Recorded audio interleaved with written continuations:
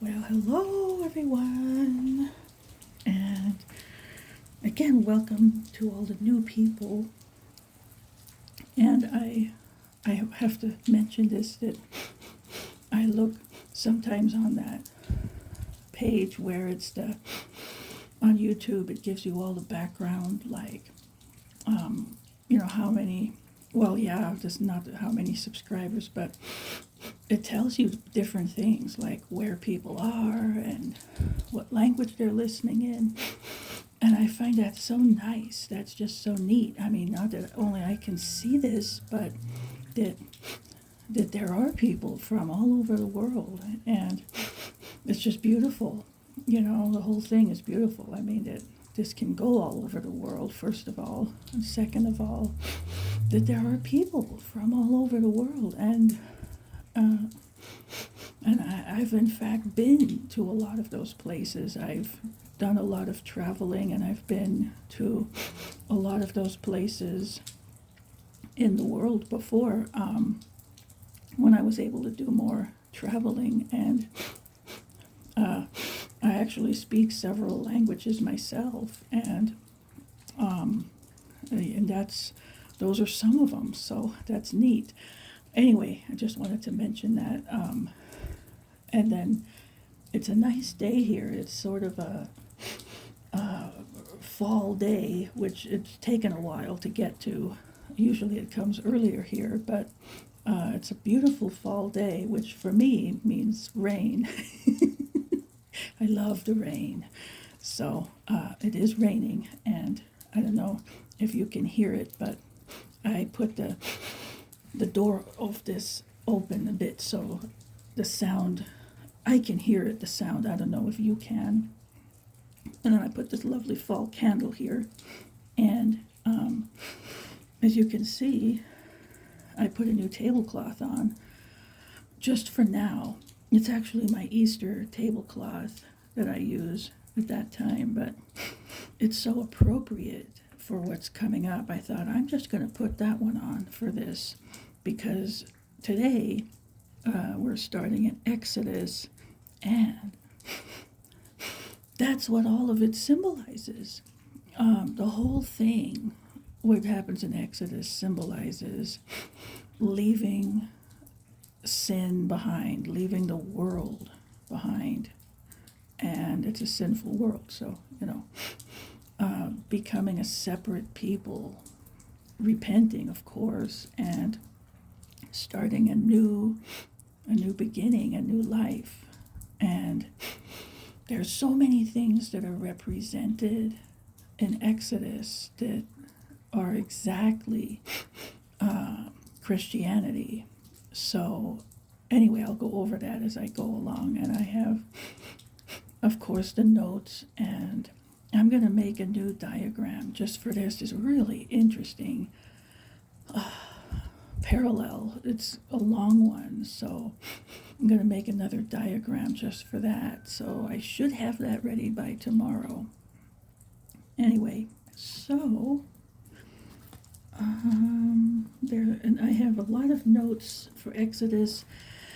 What I'm going to do, and I read all the way through Leviticus already, so what I'm going to do is Exodus, the first 17 chapters, I'm just going to read out, and then once we get to 18 on, I have a lot of notes because there's a lot of symbolism, but I don't have to read it all. You'll see, I just want to get the points and the lessons out. So this part is for later. Here.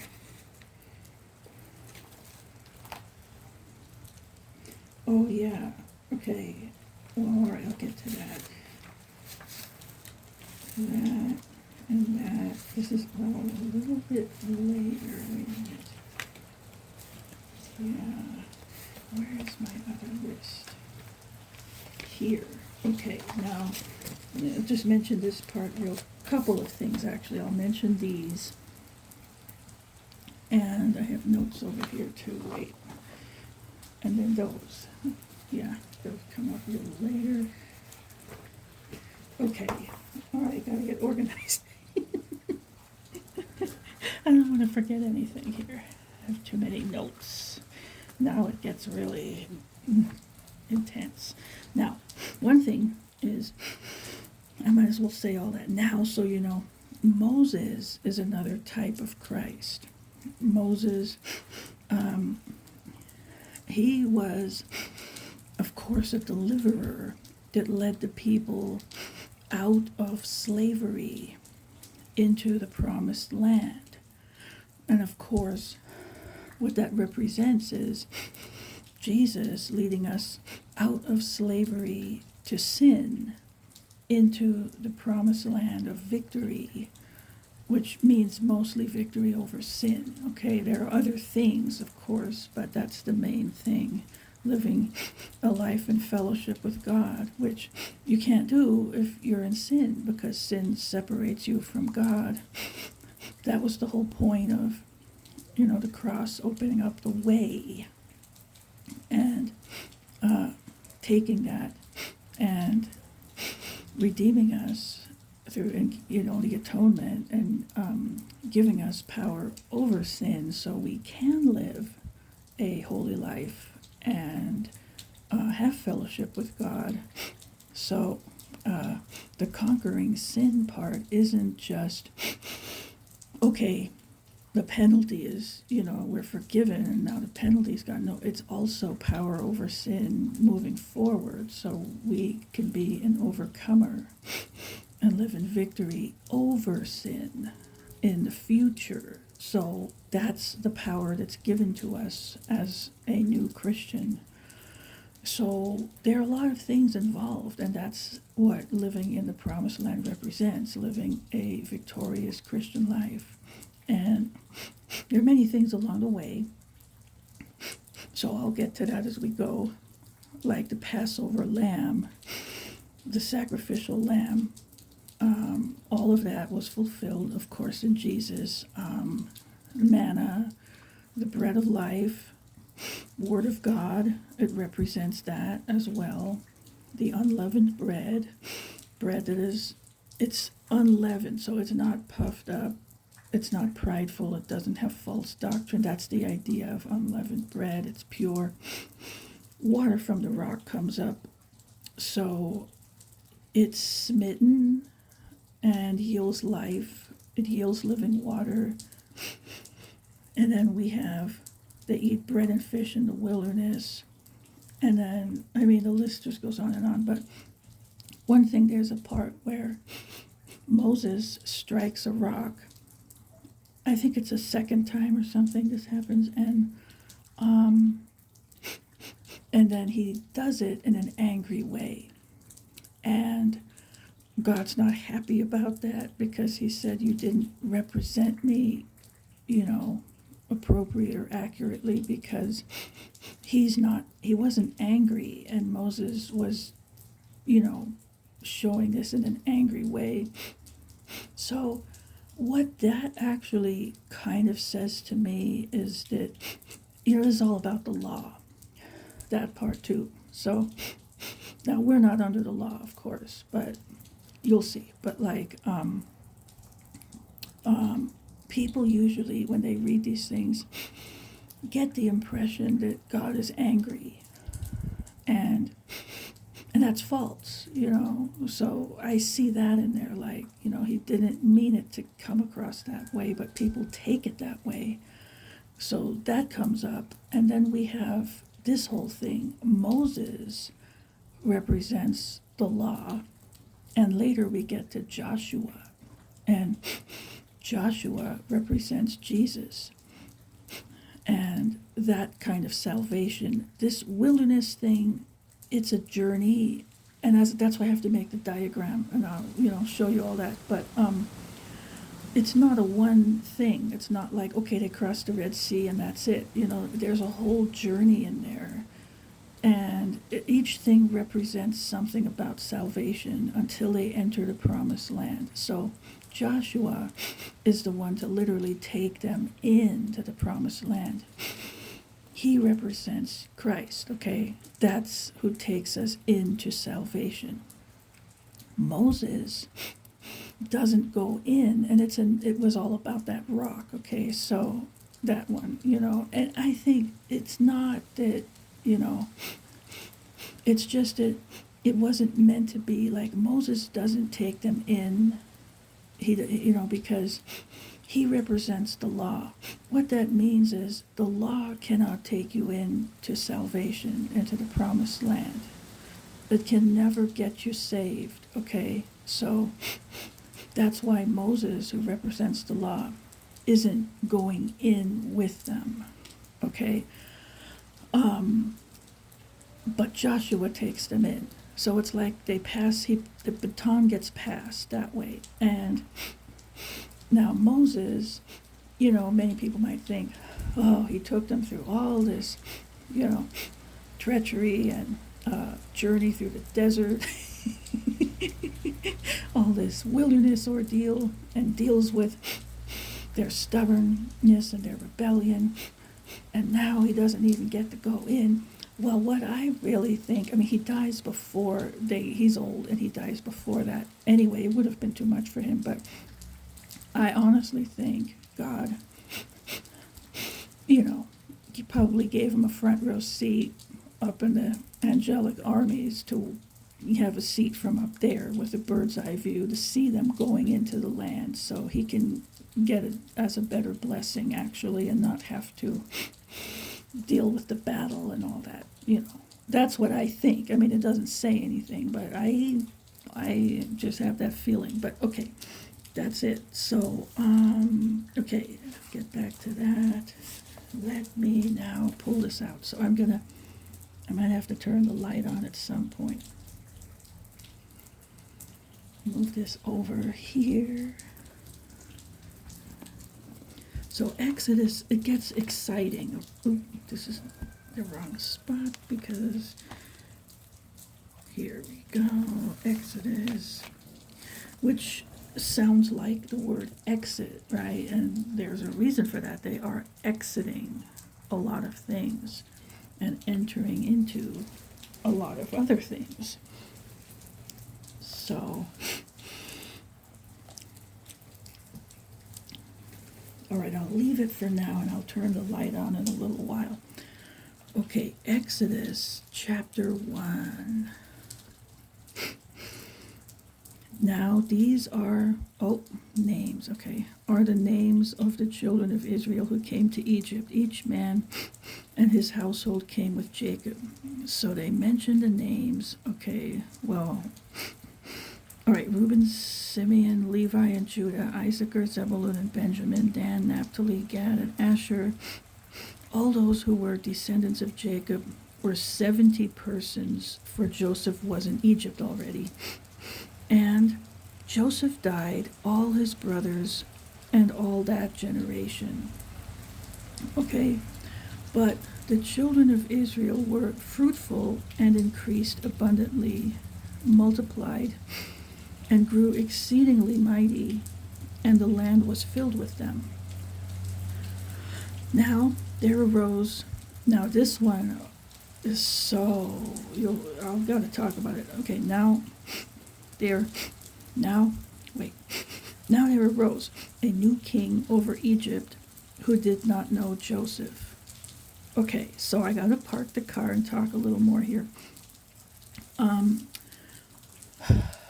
The Pharaoh who made Joseph second in command obviously appreciated him, and Joseph helped Egypt.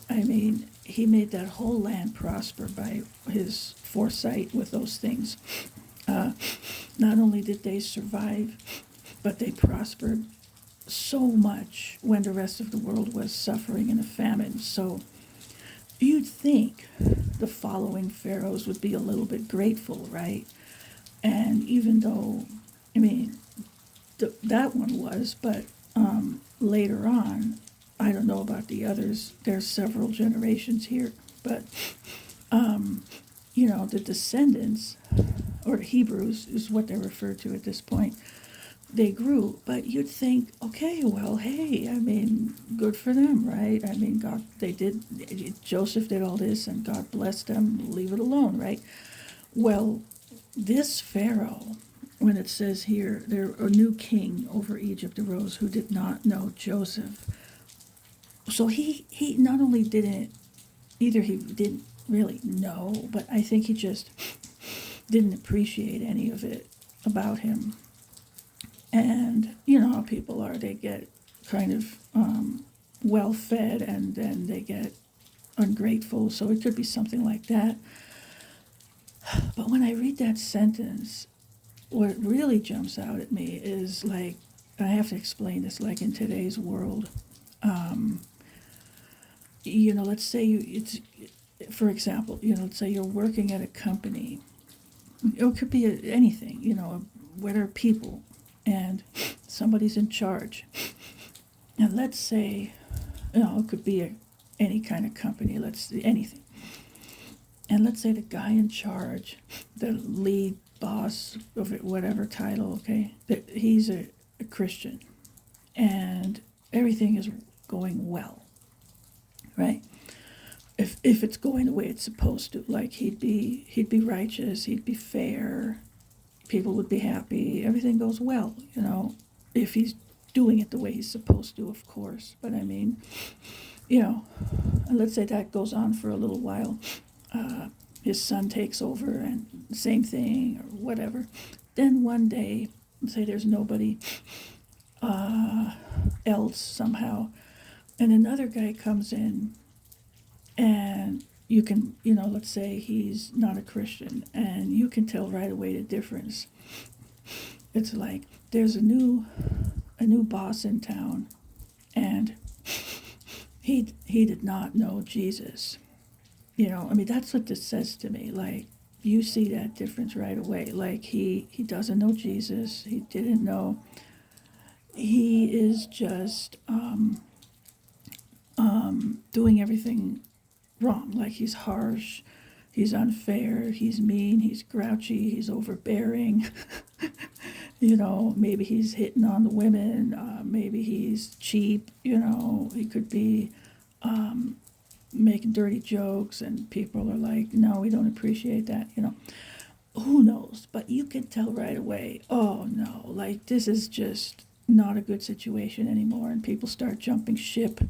So that's what this just jumps out at me that way. Well, anyway, this guy didn't know Joseph, so that's the deal here, and that's how it was, because, well, you'll see.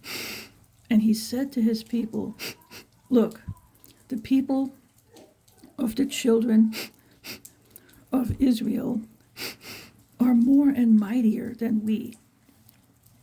Come, let us deal shrewdly with them, lest they multiply, and it happen in the event of war, that they also join our enemies and fight against us, and so go up out of the land.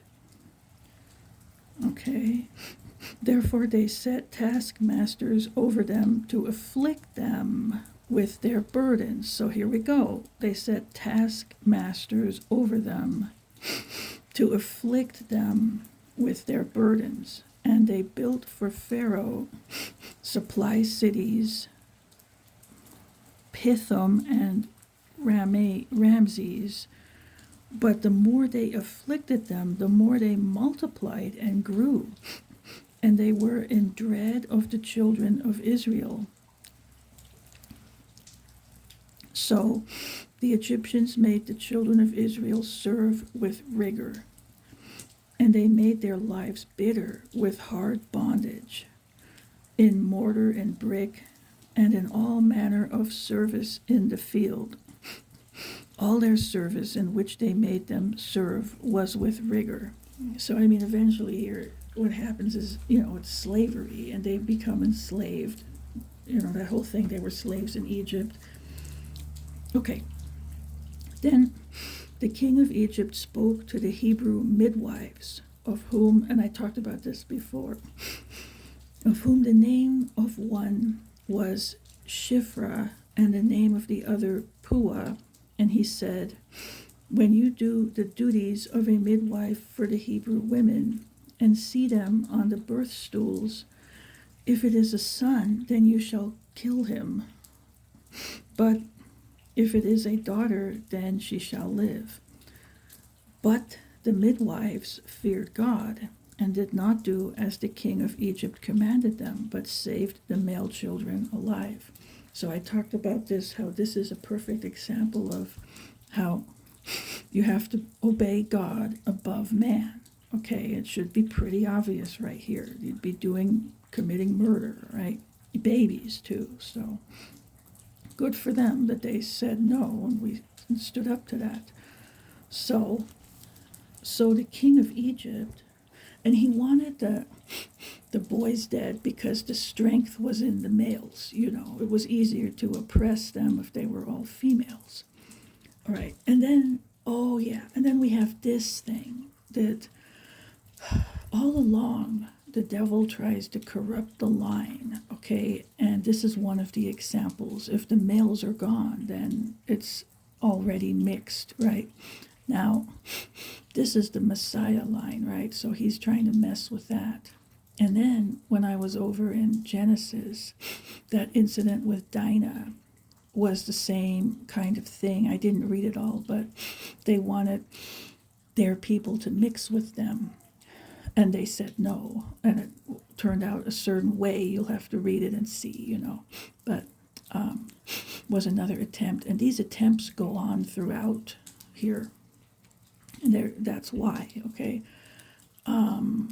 There is still, even though that's a done deal with the Messiah, but now there is still an attempt to mess with something there, because there's still something that happens in the end, and it's necessary. So that's why there's still efforts being made in that direction. But of course, ultimately, it doesn't prevail, right? So, okay, so the king of Egypt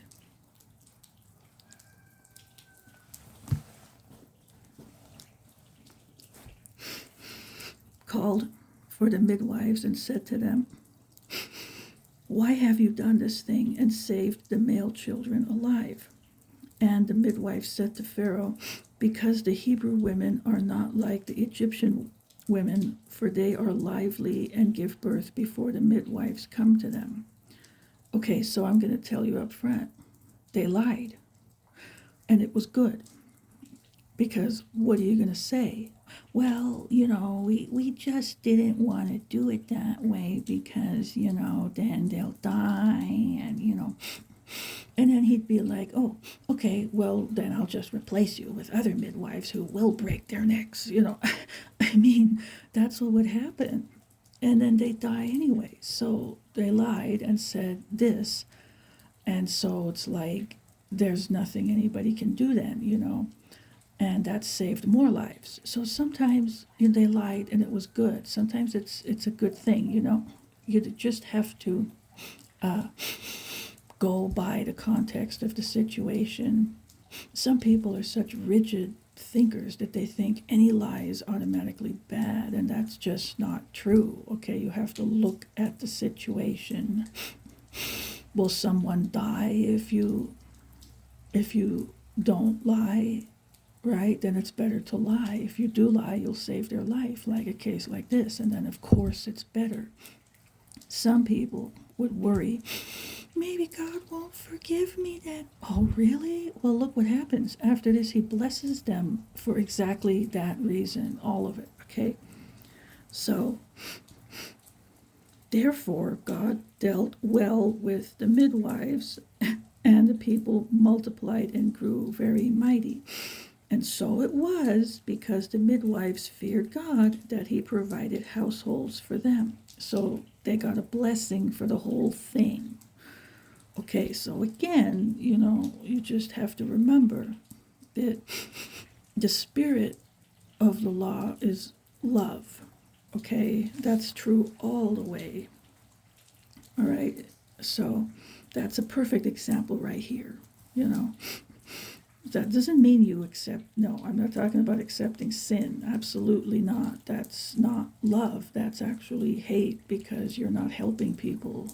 You have to reject sin and not accept sin. That's not loving to embrace and tolerate in that case. It's unloving. So, because you're not helping anyone. You're just leading them down the broad road to destruction if you do that. So you have to hate. You have to hate sin and evil, and you love goodness and righteousness, not the other way around. Okay, and that's what those people do. They hate good and they love sin. So that's totally wrong, of course. So that's not, the direction any of that would go in. It's just like you have to look at the situation and see, like here, innocent people are going to die. So you have to do that. So you lie to save their lives. Like, of course, you always hear the famous example of people hiding certain people from another group of people that was, hunting them down in a certain time of history. I would say almost 100 years ago, right? In a certain part of the world, right? So you would not, of course you're going to lie. You're not going to say, oh yeah, I'm hiding about 15 people in the attic, and then I've got about another 25 in the basement. I mean, there are people out there, I just don't know. Okay, so anyway, he blessed them, and that's it. So, Pharaoh commanded all his people, saying, every son who is born you shall cast into the river, and every daughter you shall save alive. So now he has this plan. Okay, they're born. We can't really stop that part that she kills them after that. But I don't know how that was supposed to happen. But he wants now all the baby boys to be thrown into the river, and they would drown and die. Okay? Same thing, different method. So now 2. So this happens for a while, okay, but God has other plans. So chapter 2. And a man of the house of Levi went and took as wife a daughter of Levi. So the woman conceived and bore a son. And when she saw that he was a beautiful child, she hid him 3 months. But when she could no longer hide him, she took an ark of bulrushes for him, dabbed it with asphalt and pitch, put the child in it, and laid it in the reeds by the river's bank. And his sister stood afar off to know what would be done to him. So this is another type of Christ already here, because we have one, she has faith that God will have a plan here. 2, she gives him up. I mean, imagine how hard that would be, your own baby, right? But I mean, he would die the other way anyway, but she gives him up, and she's already attached. It's 3 months. Of course, you're going to be attached, but, and she gives him up and puts him into God's hands. And we see this again later with other cases in the Bible. This is one of them. So she gives him up, and then we have on the other end of this, somebody finds him, and all they know is this is a child pulled out of the river. We don't know where he's from. He just came out of nowhere. That's another type. Jesus was born of a virgin through the Holy Spirit, just kind of out of nowhere, right? It's this miraculous arrival, in a sense, you have. So that's a type as well. So then the daughter of Pharaoh came down to bathe at the river, and her maidens walked along the riverside. And when she saw the ark among the reeds, she sent her maid to get it. And when she opened it, she saw the child. And behold, the baby wept. So she had compassion on him and said, "This is one of the Hebrews' children." So she recognized that, but she had compassion on him. Then his sister said to Pharaoh's daughter, "Shall I go and call a nurse for you from the Hebrew women, that she may nurse the child for you?" And Pharaoh's daughter said to her, "Go." So the maiden went and called the child's mother. Then Pharaoh's daughter said to her, "Take this child away and nurse him for me, and I will give you your wages." So the woman took the child and nursed him, and the child grew, and she brought him to Pharaoh's daughter, and he became her son. So she called his name Moses, saying, "Because I drew him out of the water." Wow. And down here it says, literally, it means drawn out. So, yeah, it's all a type. And isn't that nice that, she also gets to nurse him this way, and she even gets paid for it? I mean, talk about having your cake and eating it too, as they say. But, all right. So, now, that's all we know up until this point with all that. Okay, so now, it came to pass in those days, when Moses was grown, that he went out to his brethren and looked at their burdens. And he saw an Egyptian beating a Hebrew, one of his brethren.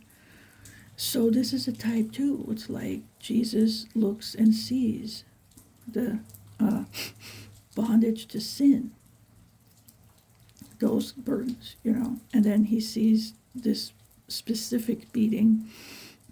So anyway, so he looked this way and that way, and when he saw no one, he killed the Egyptian and hid him in the sand. So, okay, I mean, this is Moses here. And when he went out the second day, behold, 2 Hebrew men were fighting. And he said to the one who did the wrong, "Why are you striking your companion?" And I mean, this is exactly, you look and you see, the world is fighting each other. And here, even people in the same, like in this case, ethnic group, are fighting each other. And you see that it's like, brothers, the brethren, like Jesus looks down and he sees, in this case, humanity as brethren, and they're fighting. It's like, why are you fighting? I mean, and of course, as Christians, we're brethren. That's another, like, level, but I mean, in general, and Jesus gives, like, the Sermon on the Mount, it's a total opposite of what they're doing. They should be doing the opposite. Instead of fighting, they should be helping one another. And here, the Hebrews were all in the same oppressed group. And yet they're fighting one another, and one was in the wrong, and he kind of, confronts them on this, like, why are you even doing this? So then he said, so that's what I see in there, Then he said, like, where's the peace and the love, right? So he said, this guy, that, "Who made you a prince and a judge over us?" So, right? Well, guess who in the case of Jesus? So, do you intend to kill me as you killed the Egyptian? So Moses feared and said, "Surely this thing is known." So now he's worried. The word is out that he killed an Egyptian, and maybe he'll get in trouble now. When Pharaoh heard of this matter, he sought to kill Moses. Well, yeah, there you go. But Moses fled from the face of Pharaoh and dwelt in the land of Midian, and he sat down by a well. So, he's concerned for his countrymen. He's concerned for them, but then he sees that, and then Pharaoh hears of it and wants to kill him, so he takes off, and he's probably thinking, well, who can help them anyway? They're even fighting each other. Okay, I'm just going to escape to the mountains, right? Live in peace. So he takes off, sits down by a well. Now, the priest of Midian had 7 daughters, and they came and drew water. So now we're back to the water and the well, right? Drew water, and they filled the troughs to water their father's flock. Then the shepherds came and drove them away. But Moses stood up and helped them and watered their flock. So he really seemed like a nice guy, right? He's helping them.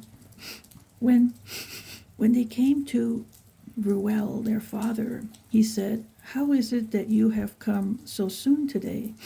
And they said, "An Egyptian delivered us from the hand of the shepherds, and he also drew enough water for us and watered the flock." So there's that, and it's interesting too, they mistook Moses for a Gentile, for an Egyptian, right? I'm sure by then they were pretty tan, so yeah, that's likely, right? Anyway, so he said to his daughters, "And where is he? Why is it that you have left the man? Call him that he may eat bread." Then Moses was content to live with the man, and he gave Zipporah, his daughter, to Moses. And she bore him a son. He called his name Gershom, that means stranger there. For he said, "I have been a stranger in a foreign land." Now it happened in the process of time that the king of Egypt died.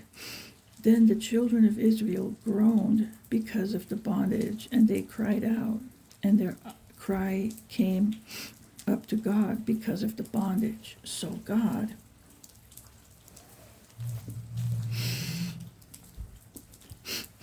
heard their groaning, and God remembered his covenant with Abraham, with Isaac, and with Jacob. And God looked upon the children of Israel, and God acknowledged them. Okay, now we get this. Now Moses was tending the flock of Jethro, his father-in-law, the priest of Midian. And he led the flock to the back of the desert and came to Horeb, the mountain of God. And the angel of the Lord appeared to him in a flame of fire from the midst of a bush. So here's the burning bush. So he looked, and behold, the bush was burning with fire, but the bush was not consumed. Then Moses said, "I will now turn aside and see this great sight, why the bush does not burn." So when the Lord saw that he turned aside to look, God called to him from the midst of the bush and said, "Moses, Moses." And he said, "Here I am." So we got another one of these. Then he said, "Do not draw near this place. Take your sandals off your feet, for the place where you stand is holy ground." Moreover, he said, "I am the God of your father, the God of Abraham, the God of Jacob, and the God of Isaac, and the God of Jacob." And Moses hid his face, for he was afraid to look upon God. And the Lord said, "I have surely seen the oppression of my people who are in Egypt, and have heard their cry because of their taskmasters, for I know their sorrows. So I have come down to deliver them out of the hand of the Egyptians, and to bring them up from that land to a good and large land, to a land flowing with milk and honey, to the place of the Canaanites and the Hittites and the Amorites and the Perizzites and the Hivites and the Jebusites. Now, therefore, behold, the cry of the children of Israel has come to me, and I have also seen the oppression with which the Egyptians oppress them. Come now, therefore, and I will send you to Pharaoh, that you may bring my people, the children of Israel, out of Egypt. Okay, so here's the first place where this plan is set. But Moses said to God, who am I that I should go to Pharaoh and that I should bring the children of Israel out of Egypt? So he said, I will certainly be with you, and this shall be a sign to you that I have sent you. When you have brought the people out of Egypt, you shall serve God on this mountain.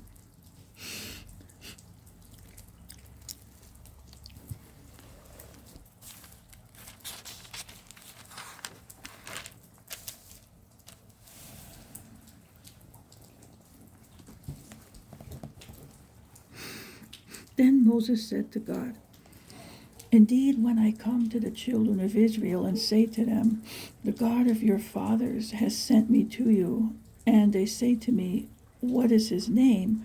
What shall I say to them? So now we get to that place, and I talked about this before. And God said to Moses, I am who I am. Okay, so that's it. There's really a name, okay? And they get so hyped up about pronouncing names this way and that way, and it isn't even a name. It's just an abstract, like, I'm just here, so deal with it, okay? I am who I am, that's it. I'm God, that's it. Okay, and he said, thus you shall say to the children of Israel, I am has sent me to you. Moreover, God said to Moses, thus you shall say to the children of Israel, the Lord God of your fathers, the God of Abraham, the God of Isaac, and the God of Jacob has sent me to you. This is my name forever, and this is my memorial to all generations. Go and gather the elders of Israel together and say to them, the Lord God of your fathers, the God of Abraham, of Isaac, and of Jacob, appeared to me, saying, I have surely visited you and seen what is done to you in Egypt. And I have said, I will bring you up out of the affliction of Egypt to the land of the Canaanites and the Hittites and the Amorites and the Perizzites and the Hivites and the Jebusites, to a land flowing with milk and honey. Then they will heed your voice, and you shall come, you and the elders of Israel, to the king of Egypt, and you shall say to him, the Lord God of the Hebrews has met with us. And now, please, let us go 3 days' journey into the wilderness, that we may sacrifice to the Lord our God.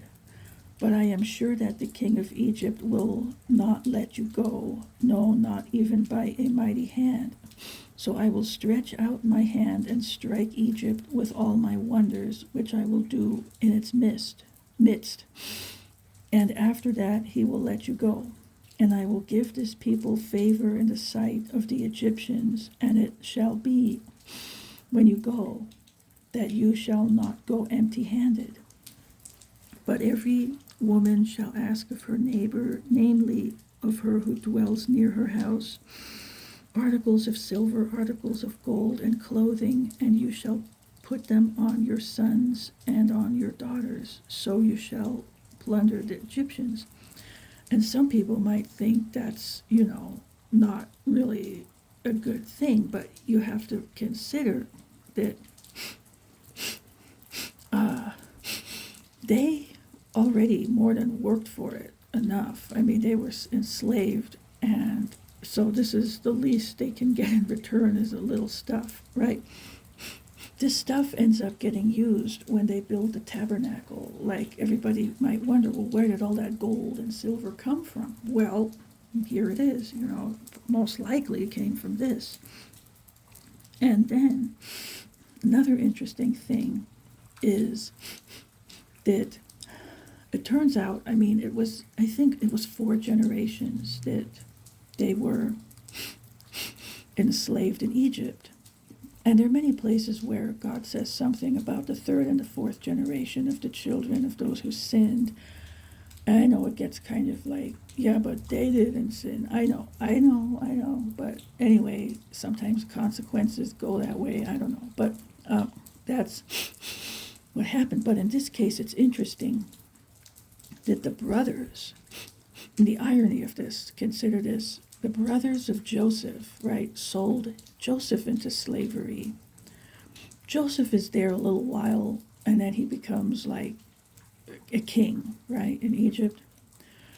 All the brothers' descendants become slaves in Egypt, and they're enslaved for several generations. So it's kind of like, wah, wah, wah, right? I don't know. I mean, it just works out in an ironic way. That's all I'm saying. Then we're going to get to this spot, and I'll close the video in a minute and start the next one. But one thing is that when he asks Pharaoh, and it's interesting, the question is, we just want to go and worship God. And Pharaoh's answer, first he says yes, and then he says no. He changes his mind, and this cycle goes on several times. Well, it's kind of like this to me. I see like people who are either going to get saved or recently got saved, and there's this, okay, now I'm going to go worship God. I'm now able to do this. And they go, not that you're going to ask for permission, but if in this case they go and Pharaoh does not want to let them go and worship God, right? And that's symbolic, like the devil, who's king of the world, right, doesn't want to let people go and worship God. He doesn't want that. He wants you to stay there and serve him. Okay, that's what that represents. So it's like, in this case, they just went. So that's it. You just have to go and do it. They can, they're not going to like it, but that's too bad. They're going to, they can like it or not. That's what's going to happen. And God makes a way. But there's so much symbolism in here. It's mind-boggling. So anyway, okay, I'm going to do this chapter 4 in a minute here, and then I'll go on. I'm going to try to get through 17 today. There's just so much symbolism that I'm not sure how far I'm going to get. All right.